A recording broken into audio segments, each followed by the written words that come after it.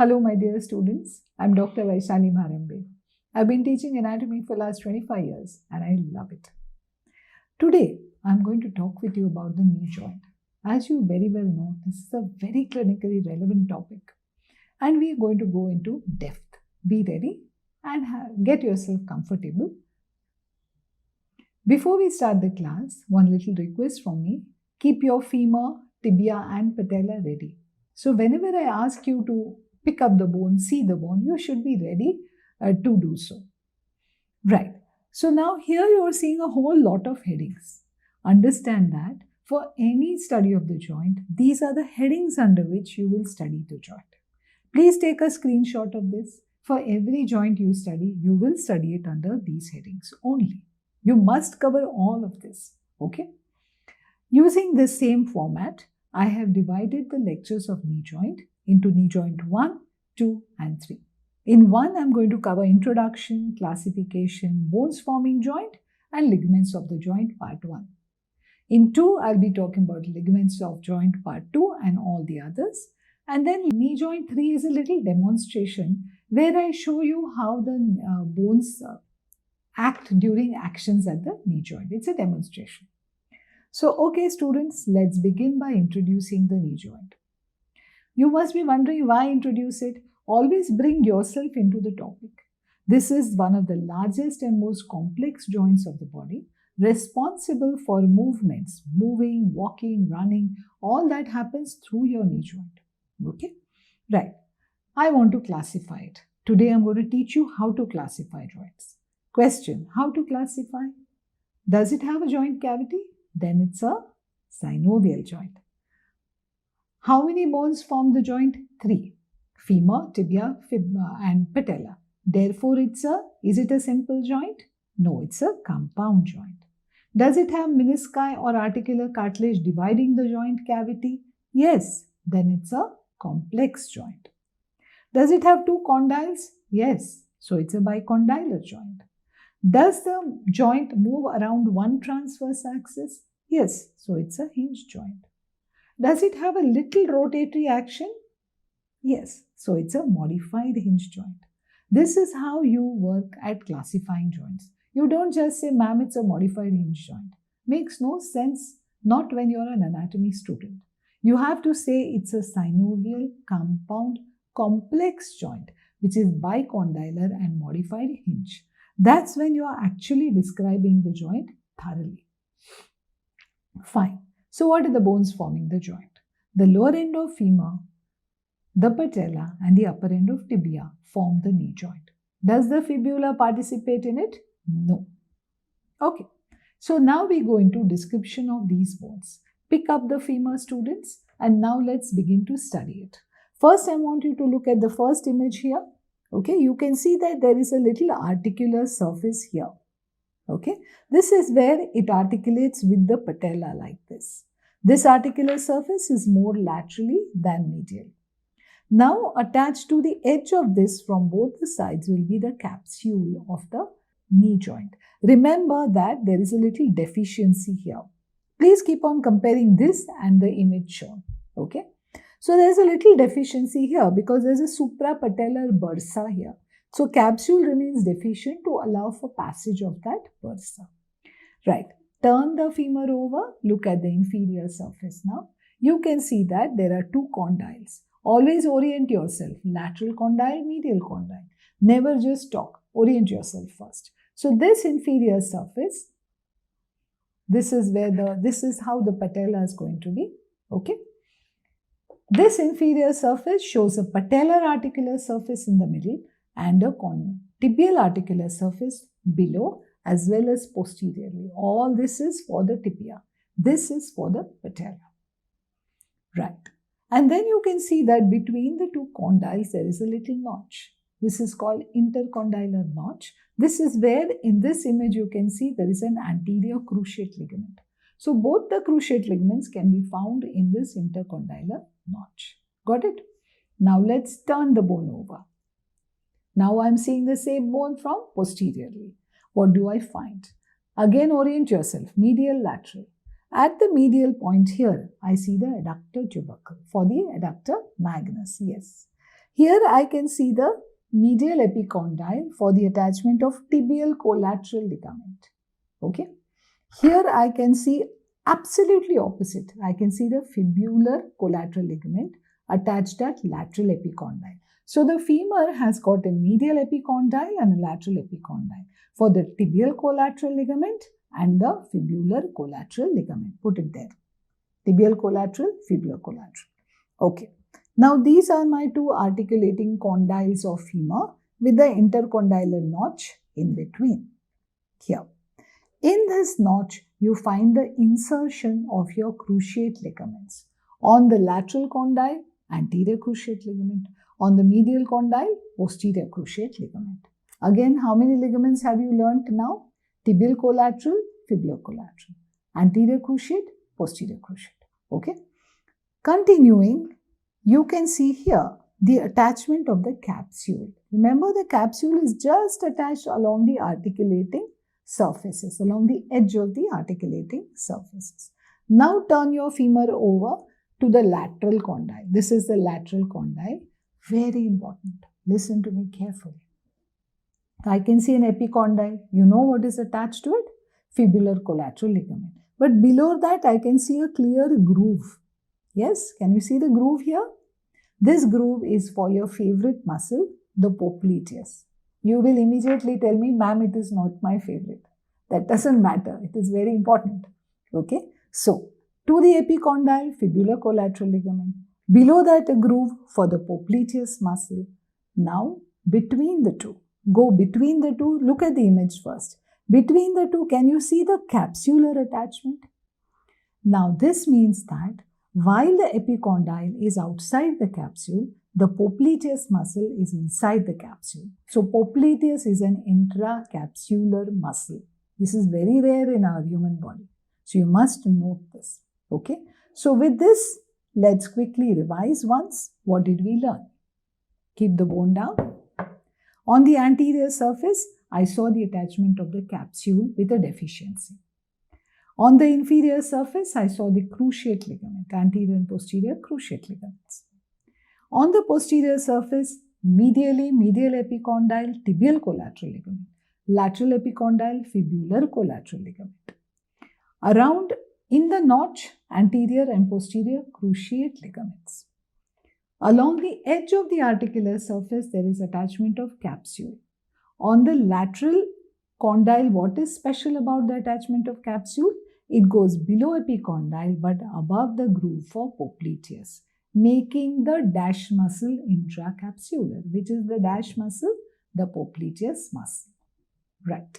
So with this, we complete the lower end of femur. Now pick up the tibia.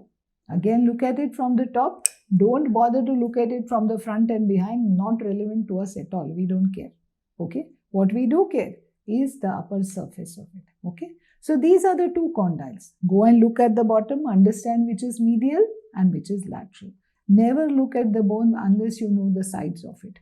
Okay. Medial, lateral, two condyles. So here you are seeing the two condyles. The superior surface is pretty flat, isn't it? Can you imagine that the femur is trying to balance itself on these two very flat surfaces? How difficult it must be for the femoral condyles to balance on this? It manages because there are two menisci here. There is a medial meniscus here and there is a lateral meniscus here, which are sort of deepening these surfaces from being flat to somewhat concave. Okay. And in the middle here, you can see the intercondylar area. This intercondylar area gives attachment to anterior-posterior cruciate ligaments. Okay, 1 minute. Just once articulate the two together. That's your femur, that's your tibia, and this is how they articulate. Okay, and in between them, this intercondylar prominences help to give some amount of stability to this joint. Okay, all right.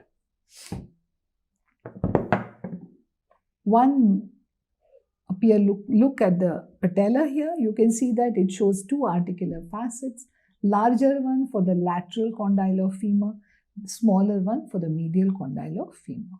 Okay, that's it. So we have covered the bones forming the knee joint. Let's move on to ligaments of the joint. Okay, So take a look. You must be thinking, ma'am, 12 ligaments. This is too much. But then you have to balance on these bones.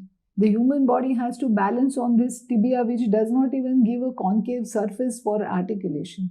If you don't have ligaments, you're never going to be able to balance yourself on knee joints, isn't it? So there is a reason why human body has given 12 ligaments, and even then, it's one of the most commonly aching joints in the body. Okay, so we must study it well. Part of your practice will be based on knee joint and pains of the knee joint. Okay, look at it with a kind eye. 12 ligaments, we'll cover them easily, don't worry. So what I want to look at, how I want to understand the knee joint is, there are ligaments which will stabilize the knee joint from outside and ligaments that will stabilize it from inside. So first I will take the outside ligaments and then I will take the inside ligaments. Okay, the enumeration is there for you to see. Okay, so outside, holding the femur and the tibia together is a strong capsule. Okay, so the capsule will get attached superiorly to the femur. Okay, superiorly to the femur, inferiorly to the tibia, holding the two bones together nice and tight. Okay, accepted. But there were some points which I told you there was a deficiency here for suprapatellar bursa. One more point to be noted is the groove of the popliteus. The capsule goes above the groove, making popliteus intracapsular. One last thing you should know is that there is a gap in the capsule posteriorly for the popliteus muscle to come out. Now is not the time to discuss that. Just remember, capsule holds the femur and the tibia together, shows 3 points which are noteworthy, which are given here. Okay. So next ligament I want to talk about is Ligamentum Patellae. Can you tell me where it is? I'm sure you can. If you cannot, then you're in the wrong business. You know that Ligamentum Patellae is the tendon of quadriceps femoris from the patella to the tibial tuberosity, strengthening the capsule from anteriorly. Okay. Use your hands. Take them to the side. Who is strengthening my joint from the side? Anteriorly Ligamentum Patellae. On the side, two collateral ligaments which we already talked about. Medial collateral ligament, lateral collateral ligament. Medial collateral ligament is also called as tibial collateral ligament, extending from medial epicondyle to the tibia, extending from lateral epicondyle to the tibia. These are my two collateral ligaments. Okay, let's take a look at the image. Here I can see my tibial collateral ligament coming from medial epicondyle down to the tibia. It splits into two to allow the passage of semimembranosus muscle. Here I am seeing my fibular collateral ligament. Put a little asterisk, please. Remember, fibular collateral ligament is not blending with the capsule of knee joint because it is separated from it by the popliteus muscle. Okay, this matters later. You should just note it. So, medially and laterally supported by the medial and lateral collateral ligaments. There are two common questions asked about this. What is tibial collateral ligament a remnant of? Okay, so to answer this, look at the femur, medial epicondyle, just above it adductor tubercle. What is the muscle that gets attached at adductor tubercle? Ischial fibers of adductor magnus. So the history goes that this adductor magnus actually was attached to tibia earlier in evolution. Now it has stopped at adductor tubercle and the rest of the adductor magnus has become fibrous, forming the tibial collateral ligament. So tibial collateral ligament is a remnant of adductor magnus. Similarly, what is fibular collateral ligament a remnant of? Peroneus longus. Lack of time, I cannot explain every little detail. Just remember this and move on. You're free to dig up information on this. So these are two common Viva questions. Okay. Posterior. So anteriorly Ligamentum Patellae, on the side fibular and tibial collateral. Posteriorly oblique popliteal ligament. Take a look. That's the ligament. It forms the floor of popliteal fossa. Again, two Viva and MCQ questions. What is oblique popliteal ligament an extension of? It's an extension of semimembranosus muscle. Take a look. As the semimembranosus muscle comes to get attached, it divides into 3 slips. One that goes to tibia, one that goes to the fascia covering popliteus, and one that forms the oblique popliteal ligament. Third Viva question, name the structures piercing the oblique popliteal ligament. This is pierced by the middle, this is pierced by 3 structures, middle genicular nerves and vessels and genicular branch of posterior division of obturator nerve. The answers given here, please learn it up. Okay, so let's talk about the last posterior support. Just look at it, an arcuate ligament arching over the tendon of popliteus here.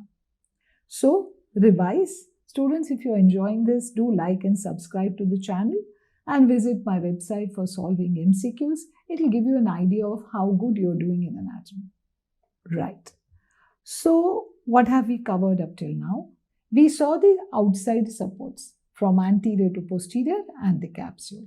So, we saw capsule, then anteriorly ligamentum patellae, medially and laterally, medial and lateral collateral ligaments, posteriorly oblique popliteal ligament and arcuate ligament. These are outside supports to knee joint. But even that is not enough because you have to balance yourself on these pins, right? So, we come to structures that are there inside the joint, also holding the 2 bones together. Let's begin with something which is very basic. Between the 2 bones, each articular surface is covered by articular cartilage. Okay, so all you have to do is write about features of articular cartilage. It provides 2 ice-on-ice surfaces for articulation. I'm sure you have articulated 2 ice cubes and you know the kind of smooth action that takes place between these 2 cubes. That's what articular cartilages provide. Write 4 lines on it. I'm sure you know it, and if you don't, study. Okay, fine. So let's now talk about medial and lateral menisci. Now this is very important because meniscal tears are a very common injury and it comes as a note. Separate note on menisci is very commonly asked. Let's take a look at the image now. Here you are seeing the medial meniscus and the lateral meniscus. Both are fibrocartilaginous meniscal or cartilaginous discs. What do they do? Now I want you to think. Between my femur and the tibia, I'm holding them to a little distance away so that you understand. Between my femur and the tibia, there is a space called femorotibial space. Okay. When I have menisci coming in, okay, each meniscus divides this space into 2. Okay. Just imagine that there is a meniscus coming here. My finger is a meniscus. Okay. It's dividing the femorotibial space into menisco-femoral and meniscotibial. Have you got it? Maybe you have, maybe you have not. The images will explain it to you. So, each meniscus divides the femorotibial space into upper menisco-femoral, lower meniscotibial. Upper menisco-femoral, lower meniscotibial compartments. Why does it matter? I will tell you why it matters. Okay. Each of the menisci is held in place by 3 ligaments. We'll just run through them. Please do not bother to read details about these ligaments. They're not required for you. You just have to know that they are there. So now, here is an image which is showing you medial meniscus and lateral meniscus. Each is held in place by coronary ligaments. So coronary ligaments just hold the menisci down to the capsule so that your menisci don't go floating around in the joint. Okay, they are held in place by coronary ligaments. They are also held onto each other anteriorly by transverse ligament. One ligament which you need to know because it's important is menisco-femoral ligament. Now this is the luxury provided to lateral meniscus which is attached to the medial condyle of femur with the help of this menisco-femoral ligament. Why, wherefore, I will discuss with you in my next lecture. These are some questions for you. Find out the answers. You can always call me if you cannot find the answers. Okay. So let's talk about these menisci. Each meniscus divides your space into menisco-femoral and meniscotibial. I explained that to you. But each meniscus is an entity by itself. Each meniscus, the medial meniscus is semilunar in shape. Take a look at the images. It has got an anterior horn and a posterior horn. Each of these horns is held in place with the help of ligaments here. Each horn has a concave superior surface and a flat inferior surface. The concave superior surface creates a concavity for better articulation with the femoral condyles. It has got a medial border and a lateral border.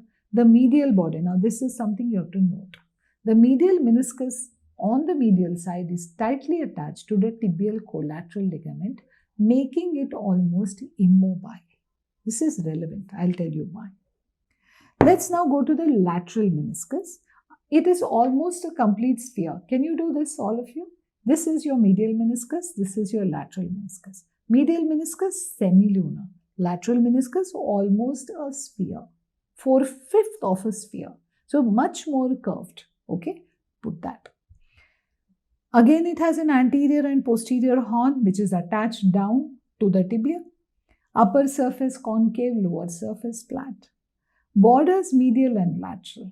Now this, the lateral border is not attached to fibular collateral ligament, which means that lateral meniscus has got much more mobility. Medial is held in place by tibial collateral. This is important. Note this. Okay. Right. One more important thing about lateral meniscus is that it is attached to the menisco-femoral ligament I taught you just a minute back, and it has got attachment to popliteus muscle. 3 points you will remember. Not attached to fibular collateral and attached to medial to the menisco-femoral ligament and attached to popliteus muscle. This will all be discussed when we do movements at the knee joint. Right. So what functions do the menisci really perform? Why are they there? Okay. They are there because they increase the concavity of the flat tibial condyles, improving the congruency between the two bones. They act as shock absorbers. Every time you decide to do something silly like jumping from a height, it is the menisci which take the brunt of your craziness. Okay. They allow for better flushing of the joint because they create smaller compartments. The synovial fluid flushes the joint much better. And finally, they help in complex movements of the joint by dividing the joint into smaller compartments. Where do I get nutrition from? Where do they get their nutrition? Understand that the menisci are actually vascular when you're born. With time, the vascularity of the menisci is going to reduce. And as this reduces, it gets more and more nourishment from the synovial fluid. This is okay. I'm sure you knew this. But what is important is that this nourishment is way better when the menisci are being exposed to pressure, loading and unloading, which means the more you move your joint, the better will be the nourishment of your menisci. That's the information you have to pass on to your patients. That if they don't move their limb, their menisci remain undernourished, which finally results in degeneration of this, which is an avascular structure by them. Right. So, injury to menisci. Menisci are most commonly injured. So, understand that medial meniscus has a much more wider range of movement, whereas the lateral meniscus has some advantages. One is it's not attached to fibular collateral ligament. Second, it has attachment of menisco-femoral ligament and popliteus.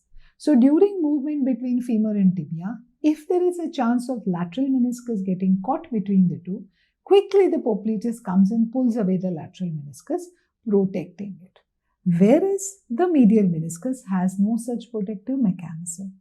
So it's held in place tightly by tibial collateral ligament and it's unable to move, and therefore it gets caught when the femur is rotating on the tibia, especially in semi-flexed position. It literally gets ground between the two condyles, resulting in injuries as seen here. You can see a longitudinal tear here, a bucket handle tear here, horizontal, radial, flap tear, and just degenerative tears. These are types of meniscal tears, all of which are seen pretty often. Question is, ma'am, how do we treat it? Do we remove the meniscus? Remove it away. Yes? No, we don't remove the meniscus.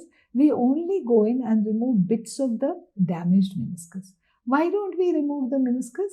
Because it otherwise protects the articular cartilages of the joint.